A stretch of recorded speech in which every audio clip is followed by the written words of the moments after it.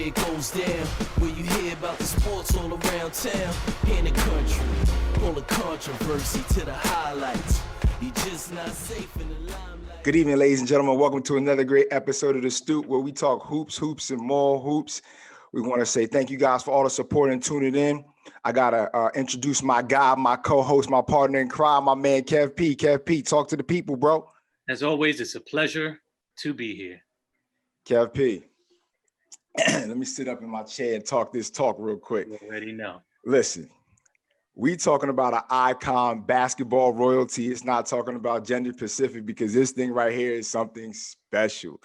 We're talking about an All-American, an all-consensus basketball player, the 1999 first ever draft pick for the WNBA, a six-time WNBA All-Star herself, three-time second team, three-time NCAA back-to-back collegiate winner, a great pro, like I said, a legend, icon coming from Queens. Ladies and gentlemen, please, for basketball royalty, Miss Chamique Holdsclaw. Thank you, Miss Holdsclaw, for coming to the Stoop. I appreciate it. Thanks, guys. Thanks for having me on. Absolutely. So we're going to get right to it. When did you actually begin playing ball? At what age about?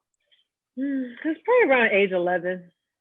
That's when I first, found the game, started to fall in love with it a little bit. Didn't know what I was doing. Back then, I was 11 years old, throwing the ball, the underhand, shooting it, hoping it goes in. But I think what really changed for me and sparked my interest was when I moved from Jamaica, Queens with my parents, and I went to Astoria housing projects. There was a lot more kids.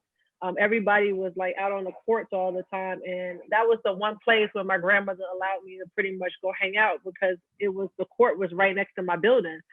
So I would just, be down there all the time. She could yell at me, Chamique, get upstairs and everything. So yeah, that's when I first started. Okay. So then from 11, at what age did you think that you could actually do something when everybody started noticing your talent and seeing that you could make some moves? Probably, let me see. Probably the next year. I was 12 years old and I picked it up really, really quick. And I was the only girl out there playing with a bunch of guys. And I started to see all these coaches, the Bobby McCrimmons around the neighborhood, the Coach K's, who else was around there? I want to say D. Smith, they would come look at some of the New York City guys when they were having tournaments. And so I was like, man, I'm as good as some of these guys. I'm going to go to college and play. And back then, women's basketball, we knew it was out there, but, wasn't getting the attention. So for me, I'm I'm going to be the first girl to play on these NCAA teams. Okay. Okay. So listen, before there was a Zion, before there was even LeBron, you were the first phenom. I'm talking about picture was everywhere. Everybody was knowing who you were, and you were just killing the courts. What type of pressure was that for you at an early age?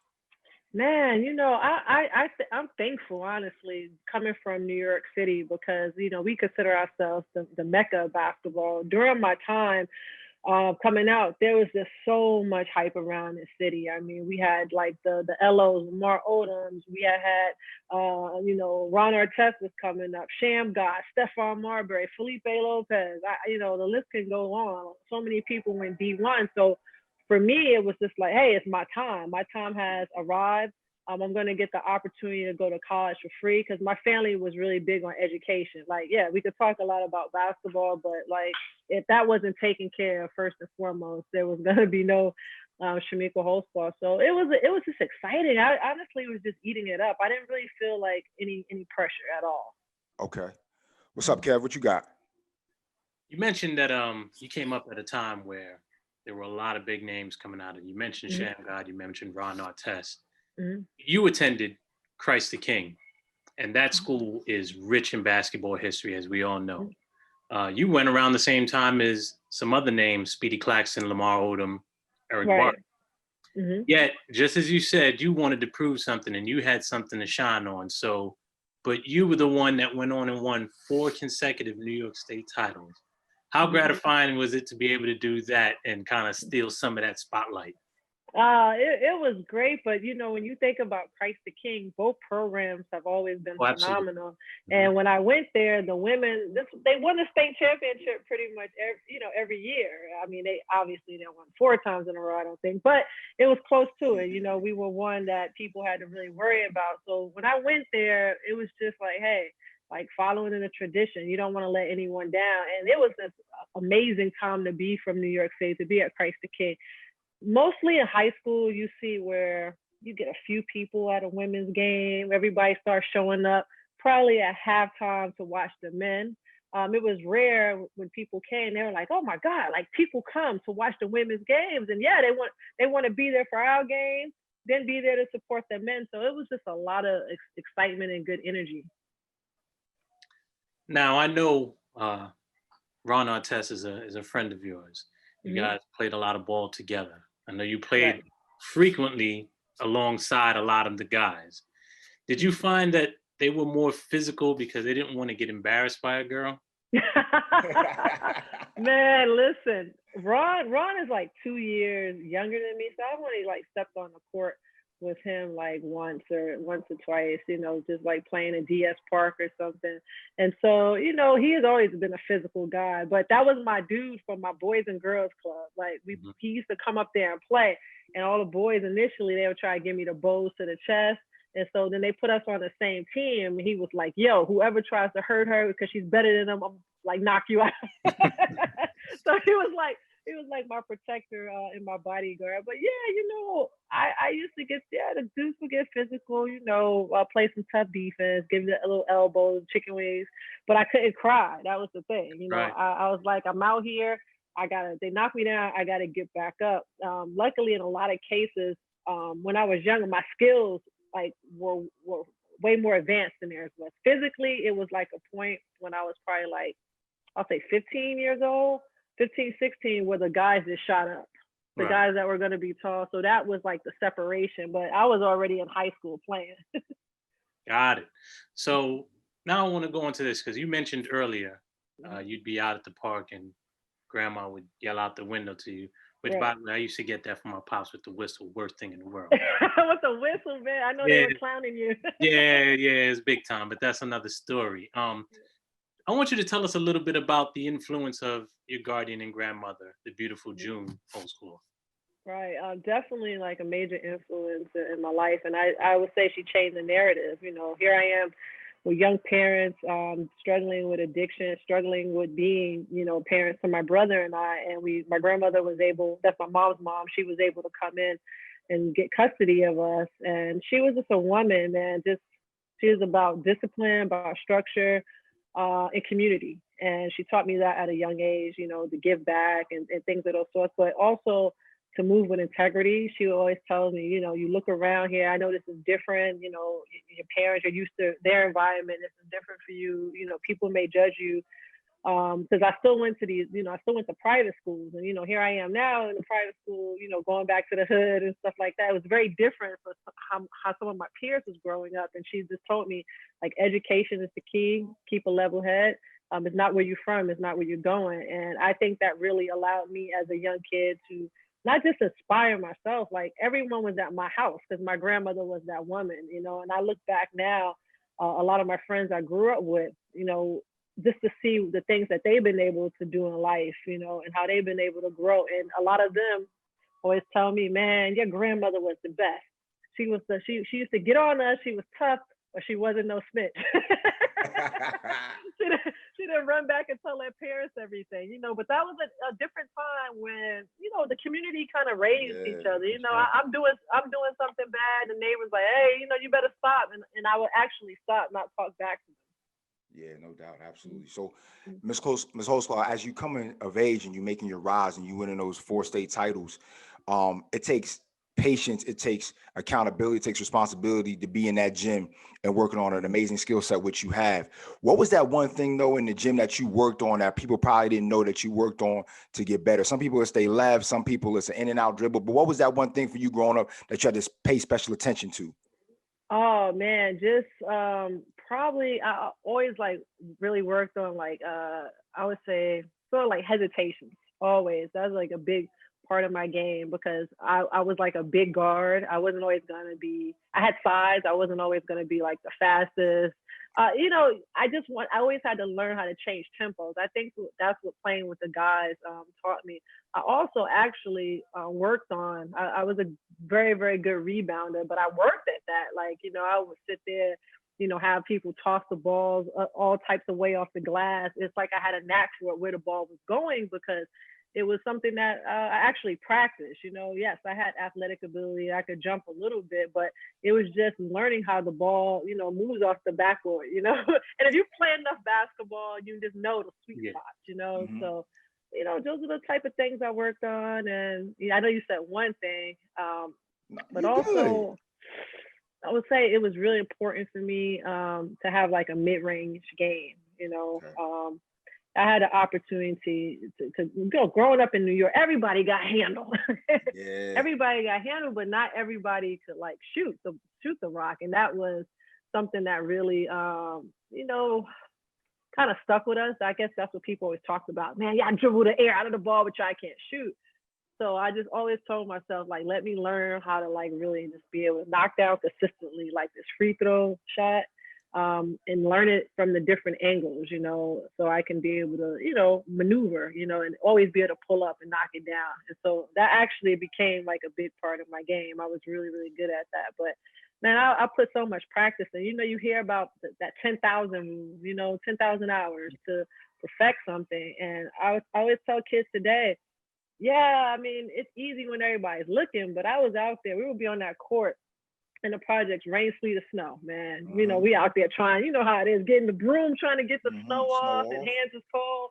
Well, we played and we competed. And so I feel like everything that I got really was like a testament to like that story of housing the projects, those games, those battles, you know, my friends picking me up. They used to come, my next door neighbor, Anthony, shout out to Anthony Holmes, would come get me, you know, knock on my door at 8 o'clock in the morning on Saturday. Yo, you got your money? Have enough money for your 25-cent juice, straight sugar. You know what I'm saying? Get some Chinese food or a slice of pizza, $1.25 back then. And we would rotate, we would hit Astoria Park. Then once we warmed up, you know, that was light work. Then we would go Ravenswood. Then our goal was to hit Ravenswood, DS Park, and then the Mecca for outside of town was Queensbridge. Go to the bridge. Yes. Go to the bridge. Because that was the best competition, like on our side of Queensbridge. Yeah. Mm-hmm. So you can't tell your story without talking about the amazing UT program and the legendary, the late great Coach Pat Summitt. Mm-hmm. A lot of people know her for her strongness and her just aggression on the sideline and pushing y'all to be the best ever. But one of the things people don't realize with a coach, they also instill things as people and value. What's one of the things that Coach Summitt instilled in you that as a people skill that people really probably don't know? She always told me, you know, she knew my situation with my parents and, you know, the struggle that I came from. And she always tell me, Meek, you're going to go through ups and downs, but tough times don't last and tough people do, you know, and it's something that is always etched in the back of my mind, no matter the ups and downs that I go through. I know that I can push through. I know what I'm made of, you know, and we used to joke around like, you know, New York tough, you know, I know that. And also just having that thing, she was really tough on us, tough about understanding our role as women, understand our role as leaders and having a voice for yourself, you know, and being confident in who you are. And no matter if it's myself or Candace Parker, I can go back to, you know, the Deidre Charles day, you know, something that was consistent with her. You know, she wasn't playing.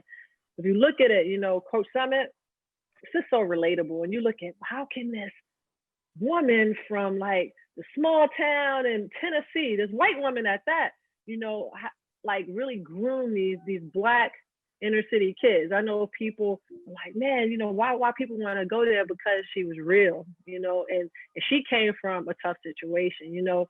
We can't change the color of our skin, but gosh, man, grew up in the tobacco fields, you know what I'm saying? Right. On tractors, cleaning things, you know, I mean, you know, cleaning the fields, like her family was just like, you know, hard workers, you know, with their dry cleaning business and things of that sort. So you know, Coach Summitt, she wasn't born with the silver spoon in her mouth. You know, when she first got to Tennessee, I think it's stories of her making like $14, y'all.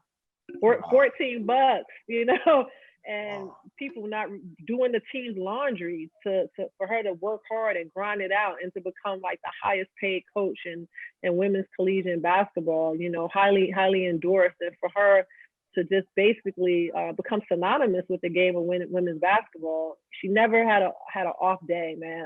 I'm proud because one day, like, if you met Coach Pat Summitt, you'll just be like, man, that lady's so cool. She's so cool. Funny story, I gotta tell you real quick, man. I'm happy you did because it was gonna be my next. Yeah, next question with Kev. So go ahead, you got it. Yeah, let's do it. Go ahead, you beat me to it.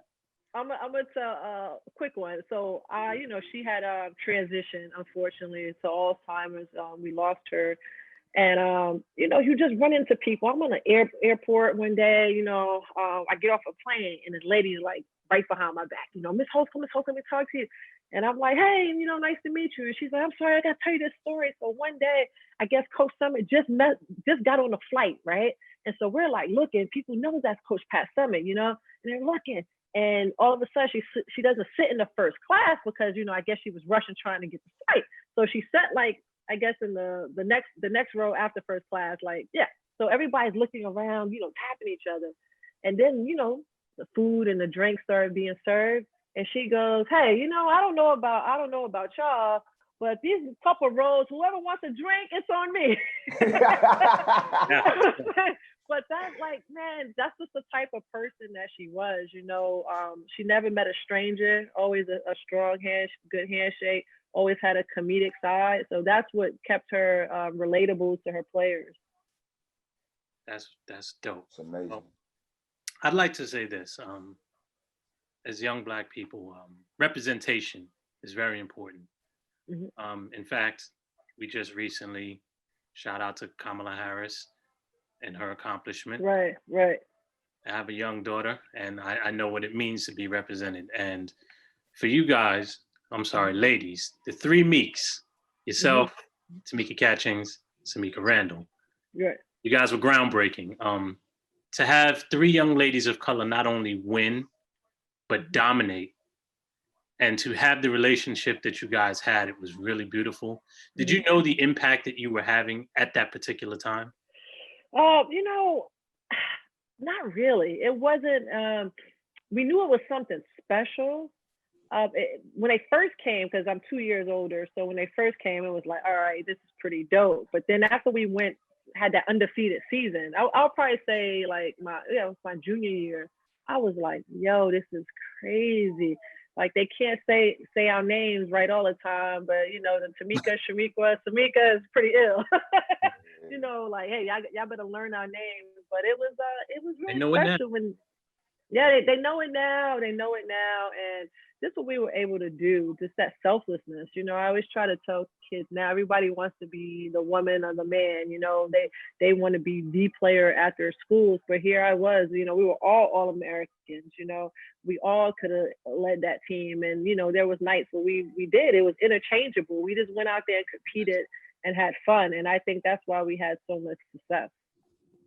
You know, Ms. Holdsclaw, we're going to stay right there for a second, because if we think about historic dynasties in the collegiate game, so we talk about the Kentuckys in the men's game, we talk about the UNCs in the men's game, we talk about the UCLAs in the 60s in the men's game, and then we transition over to the women's side and we look at USC with Cheryl Miller back in the 80s. We talk about the Lieberman Kleins, and then we talk about what, you know, Gino Auriemma, Coach Auriemma and UConn has done historically. You all in the 90s at UT, at Tennessee, is a dynasty in its own right, going undefeated, winning 3 consecutive. A lot of people, when they look past and they talk about great dynasties, they may talk about the Cowboys in pro football, they talk about the Chicago Bulls in the 90s, but they never talk about y'all. Tell us how you really feel about that. Get something off your chest right now. Tell us how you feel. They gotta put some respect on it, because you know, I'm not one to like really be into pop culture, but some of my friends sent me something and they were like comparing our team against, like, I want to say South Carolina team, and then LeBron James was like, nah, you're gonna have to get something better than that, because I don't think nobody can handle them, you know. And I think, you had the USCs that did it, and there's a lot of players from that generation, the 80s, that I respect, Cynthia Cooper, Cheryl Miller, come on, the McGee twins. But for us, we watched UConn. I watched UConn being up north, Rebecca Lobo, have their success and go undefeated. And so when I went to Tennessee, because I felt like my high school coach, he's from, we're so close to Connecticut. He's Italian, Gino's Italian. Like, I visited there a lot. But I chose not to go to UConn because back then, the Big East wasn't really that competitive. They were just running through everybody, whereas the SEC was sending like 7 people to the NCAA tournament. So I wanted that competition. And when I went there, man, for us to be able to run off like the 3 consecutive, Right.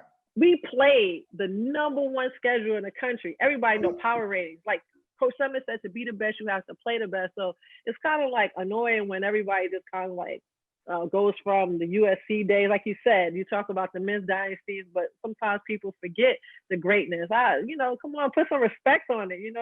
UConn, of course, they had a great run. I mean, I'm very close friends with some of the Connecticut players, and Tarasi and Rashida Suberg, Christ the King, shout out.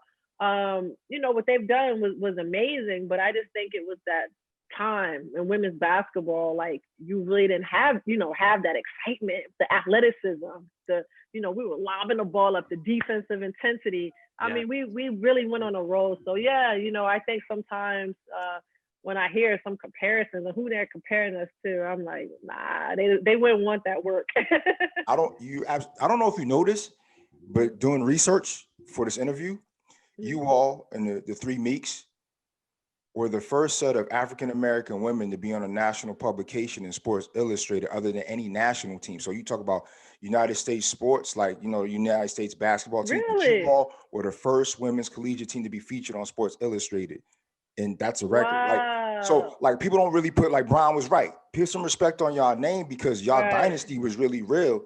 And people they overlook it all the time, and it's not right. So that's why I wanted to ask you and get your sentiments on that. But yeah, you guys made history. Idea. Yeah. You just never know. Like I know we touched a lot of people because we got all the letters and the fanfare behind it. But like again, being a person of color, you just sometimes we're going through. I didn't know that the impact that you have to give the brown little girls hope, and exciting and uplift. So that's dope. Most definitely. What's up, Kev? Talk to us. What you got? Well, we just talked about your collegiate team not getting the respect that it deserves. Mm-hmm. But you most certainly did as an individual. You were the first female on the cover of Slam magazine. Mm-hmm. And then we didn't have another one for about 20 years later. Mm-hmm.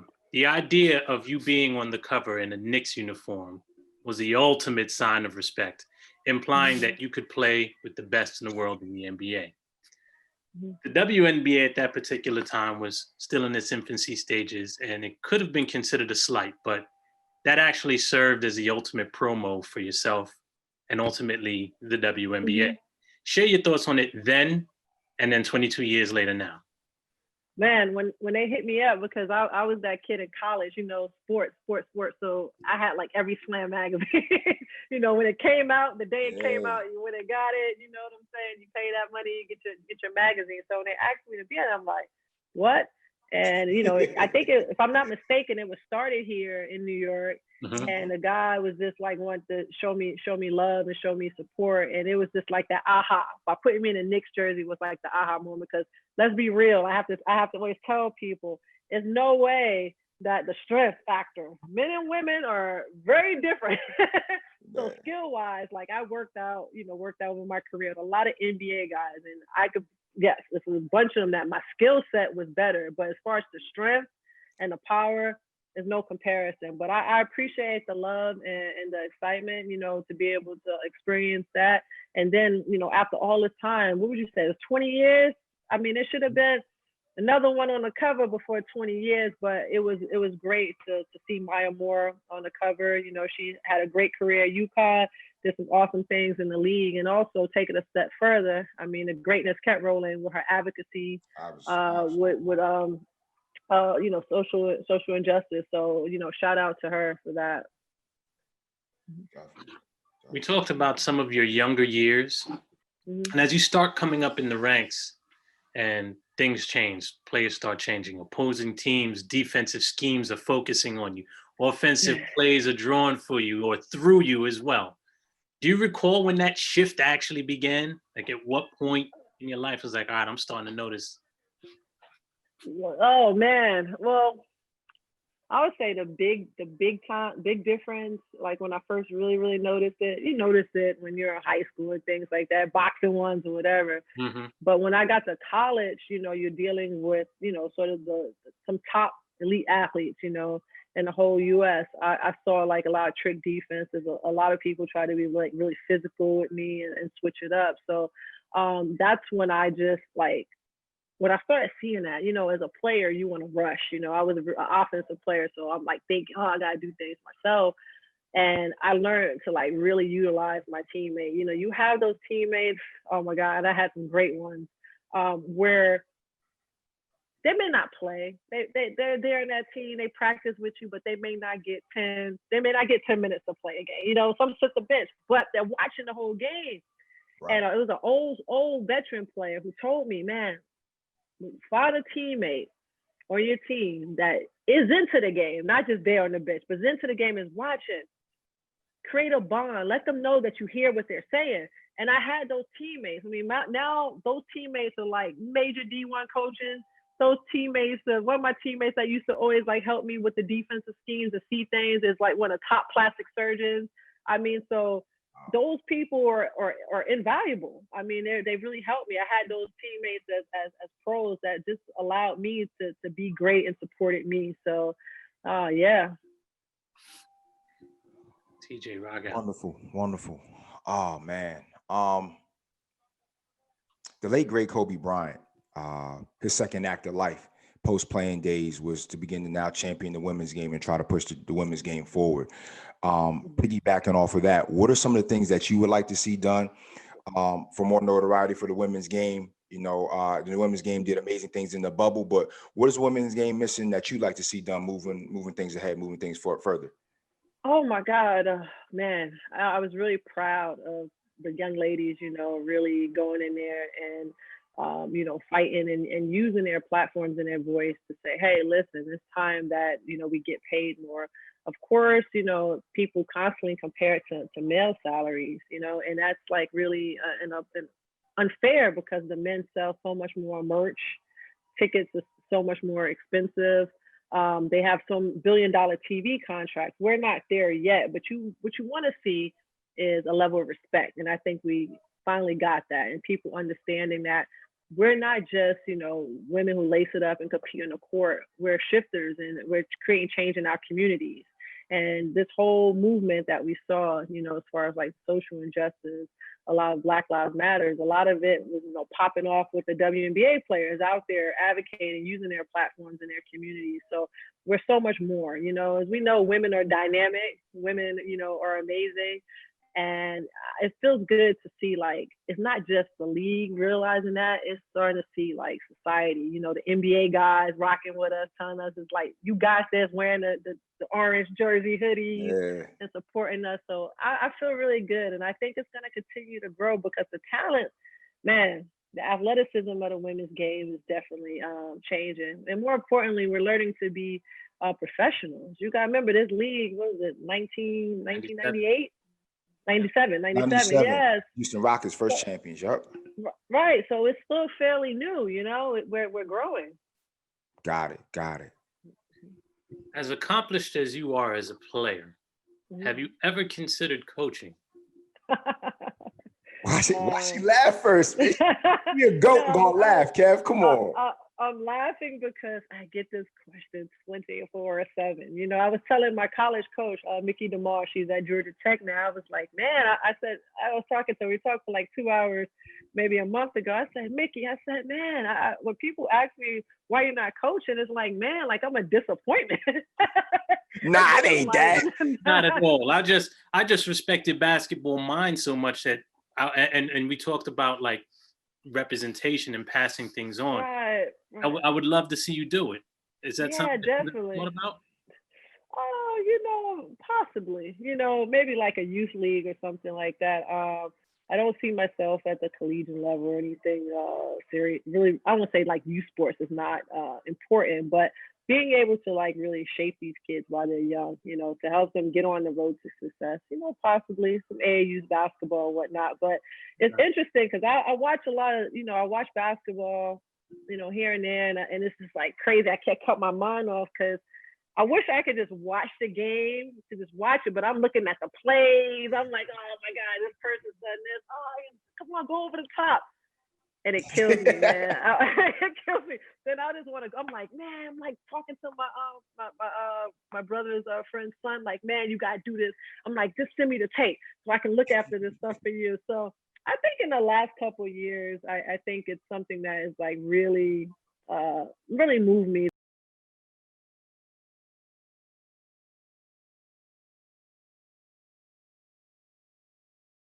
Ask this question, and this is I want to add on because what Kev just asked. So, what do giants and greats like you do to kind of kill that competitive itch now? If you don't want to coach, like what is it for you? What you do? Man, honestly, oh God, what do I do for the competitive? Man, honestly, play my. It gotta be something. My little word skates.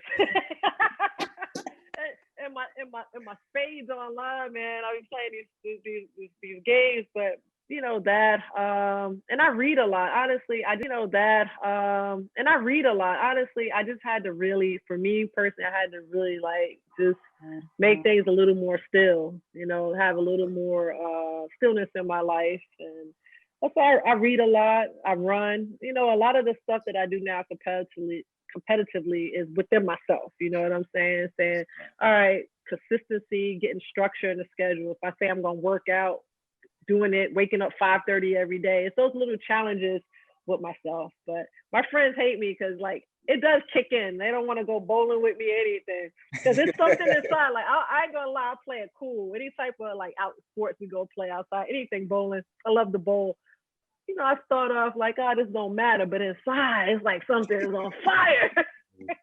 The competitive nature. Oh man. Yeah, definitely. Got it. I would like to shift gears for one moment. Depression and other mental health issues have kind of taken center stage in 2020, largely, of course, due to the pandemic. You were ahead of the curve in 2012, writing about your battles with depression in your book, Breaking Through. What inspired you to speak out about it at that time? Because it was still, let's be honest, it was taboo to talk about it. And also to discuss the significance of the Upside podcast. Right. Well, for me, it's something I've struggled with like my whole life, the whole mental illness piece. And when something just constantly, it's a constant battle. It almost cost me my life. I was just really tired. I just wanted to be transparent. I wanted to be real. I know in the sports world it was tough because people are like, man, you're this elite star.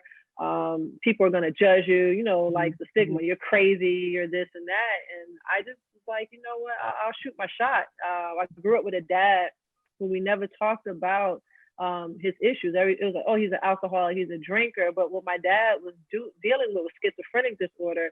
And the reason why he was drinking is because we mask it. And I think in our community, I think we see a lot of that. You listen to J. Cole, he got a song like meditate, don't medicate, I watch, family deal with things and smoke a lot of weed. It's just different things instead of like really doing the work sometimes. We're trying to, cover it up. And I found myself on a similar cycle, and it just got really dark, and I lost hope. And I just never wanted, I don't want other people to feel like they're alone, because in my mind, that crafty little sucker, man, that beast get on your back. It tells you that. It tells you like nobody loves you. It's constantly talking to me. It's a chemical thing for me. It's a chemical imbalance. Even though some people go through seasonal depression, we all have highs and lows. We have a bad day, lose somebody. We can go through that type of stuff. But if it's something that's not going away and it's affecting, your life, your relationships, you might need some additional help. And for me, I needed that because I felt like I was all alone, man. I have a loving family. I have like great friends. And at that time, being a sports star, I had organizations that would have really been able to help me and support me, but I didn't know that. And you're young, you just know to run. And so that's what I did for years, you know, is duck and dive. You know, if it makes me uncomfortable, I'm out of here. You know, I don't have to deal with it. When you run from stuff, eventually it catches up with you. And it caught up with me. And I found myself in a situation I didn't recognize who I was. And for my mother to say, my child, like, that's not my child. You know, she was not there mentally. I knew that I had to start doing the work. And so I appreciate that people didn't give up on me. You know, like Coach Summitt, she was like battling with dementia, and I went down to Knoxville, and she was like, Chamique, you know, and she was you know, she was there mentally, and she's like, you know, you got to get these people away from you, and you have to get healthy, you know, because for me, I always kept a lot of people around because it's like I needed that noise, you know, but a lot of those people didn't have my best interest. And so I started doing the work, started going to therapy or whatever, hated it. It's uncomfortable as hell. Let's keep it real. When you're like talking about that deep stuff, it's like, man, stuff that you've never told people, you know. And I started finding myself getting stronger, having a better understanding of, you know, I living with bipolar disorder. I wasn't in denial anymore. I didn't feel the need to bury, you know, bury my thoughts and anxieties in a bottle or partying all the time. I was able to like really focus on healing. So it changed my life. And with that changing my life, I'm not saying I don't have bad days, you know, because there's no magic cure. You still got to do the work. Being able to help others, you know, that's what we do. You know, someone blesses you, you know, you pay it forward. So I guess it's sort of like my grandmother was teaching me about kindness and stuff when I was younger, and giving back to the church, and, you know, and using basketball as a tool. I didn't get all that when I was younger, but, you know, she was like, oh, it's a great thing, but it's a tool for your greater impact. I'm like, all right, I got to go and be this amazing basketball player to change the world. I didn't understand what she was saying, but what she was telling me is like, I had this platform, you know, and use it as a tool to touch those. And I'm 43 years old. I haven't picked up a basketball in 10 years, but to be able to go places and, you know, 500 kids in the auditorium, you know, because they want to be there, not because they're told to never have watched me play, but respect me so much for my transparency and honesty. Yo, that's the real game winner right there. Absolutely. Got you. Well, thank you for your transparency, and thank you for that, because like in our community, we don't look at therapy and we don't look at mental illness for the state that we need to. And it's a real thing, and it's a real beast. And thank you for your transparency then. Thank you for your transparency today. And I just hope that somebody listening to the show today will just understand how important it is and continue to get that support and nurturing that they need. We're gonna brighten it back up, take it back to the core real quick. Yeah. So check this out. Yeah. With being a New Yorker, and we got New York ties and backgrounds ourselves, everybody knows about the Knicks and now what the Brooklyn Nets bring to the city as well. But I want to take it back to the essence of New York being called the Mecca. Now, the Knicks ain't been good in quite some time. We're just gonna keep it honest. Let's keep it 100. This coming year with KD and Kyrie, there may be some prominence coming back to the Empire State. But Ms. Holdsclaw, let me really ask you this. With all that you see in different areas where you look all around the country, is New York City still the Mecca of basketball, or did we lose our crown and somebody else has it? What's your thoughts on that? I feel like, you know, I was out there in Atlanta. I lived there for about 6 or 7 years, and all of a sudden, man, I'm watching these guys like just getting it, you know. And I remember looking, and I'm like, yo, we did not have an All-American. What? One year, I looked, New York City didn't have an All-American. Like, I think someone told me, I don't know if it was like at that point, I think Lance was like the last one, Stevenson or something. And at that point, and so, you know, I think, I don't know, I go around, man, I don't really see the kids outside playing like they used to, you know what I'm saying? And I don't know if it's because the sport has gotten now more expensive with like AAU teams and things like that, but we got to get it back, man. I don't know if it's because people are moving. We'll call it that then. We'll call it that. Yeah, but you know, I see how the South, you know, when I looked up, they had like all these players and guys, and I don't, you know, because a lot of New Yorkers, you know, the families, started to take that hike down south, moved to Atlanta. And so a lot of the kids, I'm going to say, are going also. So I don't know. It's a different time in the city. Gentrification hit the city in a lot of ways. And so, it's a different New York. Let's just say that. Okay. Well, hey, Ms. Holdsclaw, it's been a pleasure to have you on the show tonight. You've been everything that we thought about and more tonight. Basketball royalty and an icon. But before you go, I got to do this right here. You're the coach on the sideline. I got 10 roster spots for you for your all-time women's team. 10 roster spots. Who you got? Not including yourself. You trying to get me beat up? Yeah. Listen, I got security on the phone already. They at your door. Don't even worry about it. I love it. All right. I'm gonna go with Dawn Staley. Shout out, Coach. Sue Bird. Okay. Taurasi. Cynthia Cooper. Cool. I'm gonna go with her teammate Cheryl Swoops. 5 left. I'm gonna go with defense. I like defense and big guard Catchings. Okay. Then I'm gonna rock with Lisa Leslie. You gotta go with Big L. Do a little bit, but then like the hybrid Lisa, like Candace Parker. You got just like Then oh man, I had me think. So then I got CP. Then You got 2 left. Australia sensation. I'm gonna have to rock with what's her name? Lauren Jackson, man. She was nice. Jackson. She got a couple of championships. And then I'm gonna say my last one. It's what? Let me see. Oh man, let me see. Oh God, you got my head spinning. I like Deladon, but I'm gonna say like I always call Deladon Lauren Jackson 2.0, but then I'm gonna leave it right there. I'm gonna go, let me see, Deladon. Yeah, I'll roll with Deladon. And then my honorable mention list, because all American. Oh no, you still got one more. You got one more spot. No. That was a 10. That was a 10. All right. Well, we're gonna say I'm gonna put Cappy Pondex in. Oh no. I know who I got. Oh, let me go back. I messed up. Take Deladon off. You got Tina Thompson. Forget that. Okay. I messed up. So Tina Thompson, then I put my little honorable mention. I'm gonna put like Cappy Pondex because Chicago represent. She put in that work. It's just tough. I was thinking about her like Cheryl Swoops, Cynthia Cooper. Man, I can't put her ahead of the two icons. All right, that's all right. That's all right. That's solid. That's a solid roster. That's a solid roster. Get some work. Listen, I'm not gonna speak for Kev, but I'm gonna speak for me. This is a bucket list type of thing. You are a legend, like I said, an icon, not only in your city, not only for what you've done domestically, but worldwide for the women's game and just for the game of basketball, despite gender, no matter what, we saying you are a GOAT. So thank you for coming on to the Stoop today. Really, really appreciate you. Thank you for reaching back and answering the call and being part of our show today. I really appreciate you.